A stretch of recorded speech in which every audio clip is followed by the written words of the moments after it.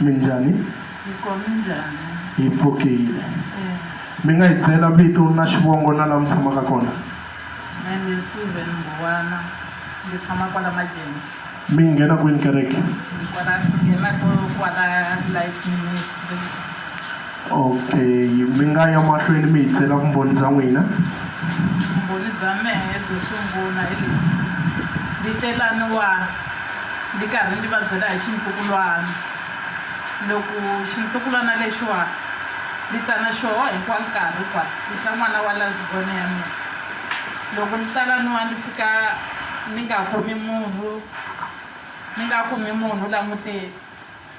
Se ndi jika.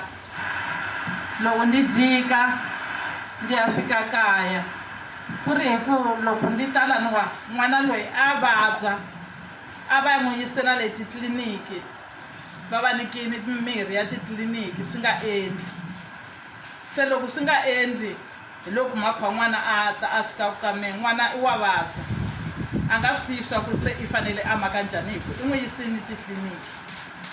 Se ndi suka na yehe ndi talani loko ndi fika laha a ni kumangi munhu ndi kume ku pfariwe tiyindlu ndi jika. Loko ndi fika kaya ndi fika ndi teka nambara liya va hi nyikaka yoho la kerekeni loko va karhi va hi na ndi fowuna.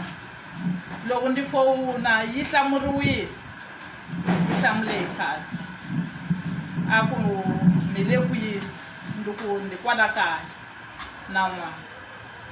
Se va ku ho tshamani hi le ku teni. Se va ve va ta na mani pastor.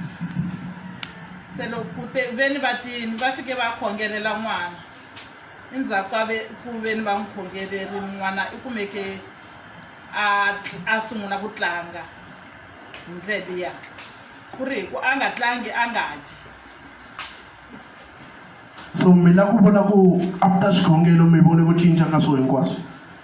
Ndi vone ku cinca hi ku n'wana na sweswi i wa ha tlanga i wa ha yana hala na hala na vhiki ra ku hela a ndzi te na ye kwala kerekeni. Se ndi vone ku cinca ka swoho ivi ndi tlhela ndi khensa na ku ndi vumbhoni bya vumbirhi hi leswi i ku veni loko ni ta va ni hetlele ngo i tolweni wa masiku ndi te ndi hetlele ndi khoma hi ku woma la milengeni. Loko ndi khoma hi ku woma ndi hetlelini ndi pfuka ndi twa ngo milenge leya me ya woma. Loko ndi yi woma ndi lo pfuka ndo teka i mati lamaya i pastor a hi nyikaki ya ku khongela ya xikhongelo. Ndo khongela ndo mapreya ndo inana ndo hi vito ra Yesu. Loko swi ri switiroko swa famba hi vito ra Yesu. Ndi karhi ni khongela ni karhi ni yimini ndi jikajika na yindlu. Impela ndi twa ku woma loko ya ni ku hangalaka ku famba. Ndzhaku ka swoho ndi lo etlela. Loko ndi etlela futhi ko i tlhe ko i woma lowun'wana nenge. Loko woma lowun'wana nenge no pfuka hi ndlela yaleyo ndo makisa sweswo ku ri ku a ku ri na ntukulu loyi ni yetlelaka na yehe masiku hinkwawo. Tolo ka koho a nga yangi exikolweni a karhi a ku i twa xifuva. Loko a twa xifuva ndzhaka loko a twa xifuva me a ni swi teka swa ku swi ri i wo chava ku ya xikolweni ndo yana ka mhana wena u ya n'wi byela swa ku a wu yi xikolweni ku u twa xifuva. Se a suka a ya ka mhana yehe i lo fika a n'wi tshikisa sweswo dyambu hinkwaro a nga zanga a endla nchumu a ku ye i ya ntirhweni. Loko ndi vuya hi le tliliniki ndi twa ndo fowuna ndo i kwini va ku i koho kusukela rixini i lo etlela.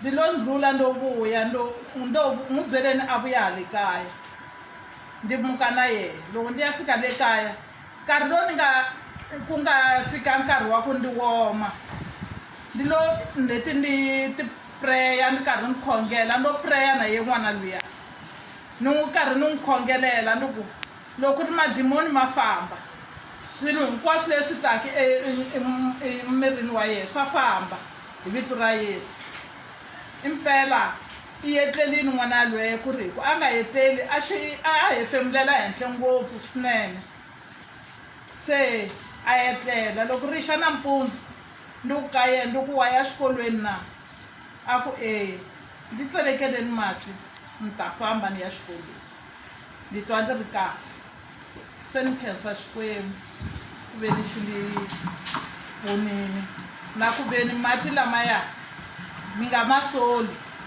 mati lamaya ma le ku tirheni ntirho wa Xikwembu. Amen. Tshama ni vukoneni bya Xikwembu mani Xikwembu xa ta mi endlela swa ku tala. Haleluya.